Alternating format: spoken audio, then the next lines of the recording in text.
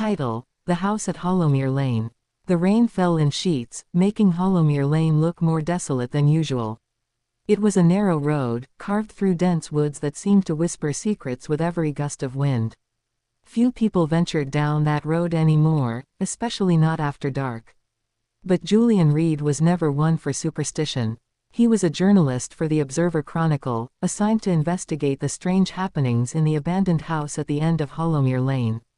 Locals whispered about ghostly figures and odd sounds at night. Pets had gone missing. Once, a group of teenagers dared each other to enter the house and never came back, until morning, when they were found unconscious on the porch with no memory of what had happened inside.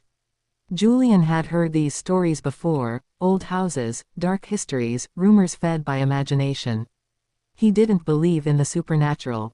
To him, it was always a matter of psychology, history, or someone with a motive. He parked his car at the edge of the lane, just before the road disappeared into forest shadows. With a flashlight in one hand and his camera in the other, Julian began the short hike toward the house. The house stood like a scar on the land, 2 stories tall, crooked in posture, its windows black with grime. Vines crept up the sides like veins on a corpse. The front door hung ajar as if waiting. Julian hesitated before stepping inside. The air was heavy. Every creak of the floorboards echoed like a scream. The flashlight revealed cobwebs, dust, and peeling wallpaper patterned with faded roses. There was a fireplace in the living room, still adorned with old photos of a family long gone, 3 children, 2 parents, all staring blankly from their frames. He started taking photos, noting the decay, when he heard it, a soft thud upstairs. Probably just a raccoon, he told himself. He climbed the stairs slowly, every step groaning in protest. At the top, the hallway stretched into darkness. He turned left toward the source of the sound. A door at the end was slightly ajar. Julian pushed it open. Inside was a child's bedroom, preserved in time, dust-covered toys on shelves, a rocking horse in the corner, a bed still made. But what caught his eye was the writing on the wall. Scrawled in red, over and over, was one phrase: "Let us out." He stepped back instinctively. The paint was dry, but the message was disturbing. His flashlight flickered, then went out. He smacked it, cursed. The light returned dimly. That's when he saw her. A little girl stood by the rocking horse. Pale, barefoot, her eyes hollow, her mouth barely moving as she whispered, "He's still here." Julian dropped his flashlight. It clattered on the floor, rolling toward the doorway.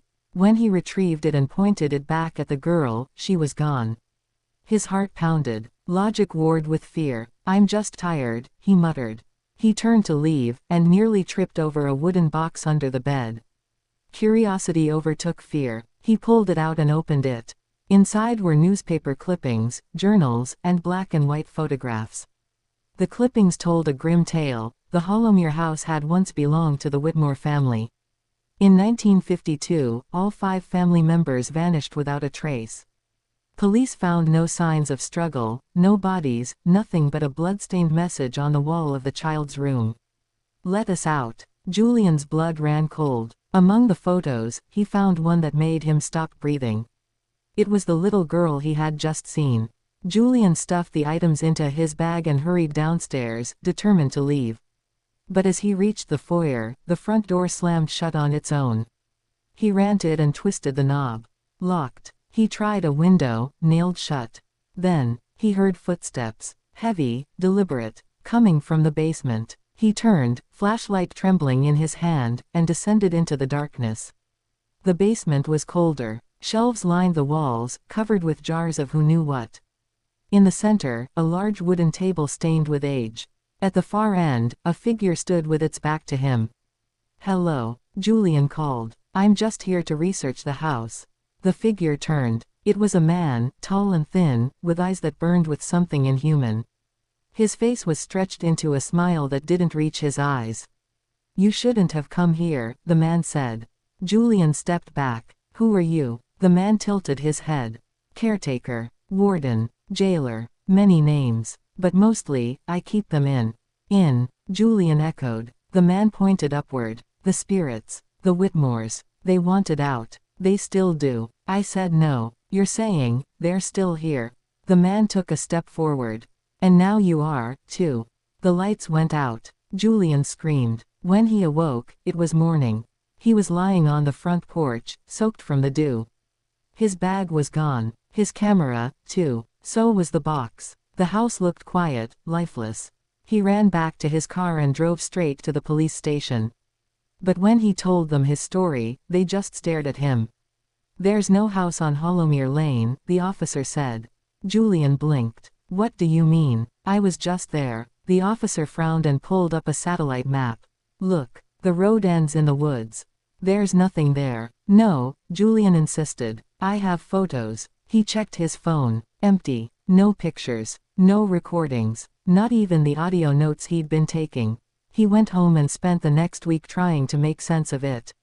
He researched again, combing through archives. But the Whitmore family didn't exist.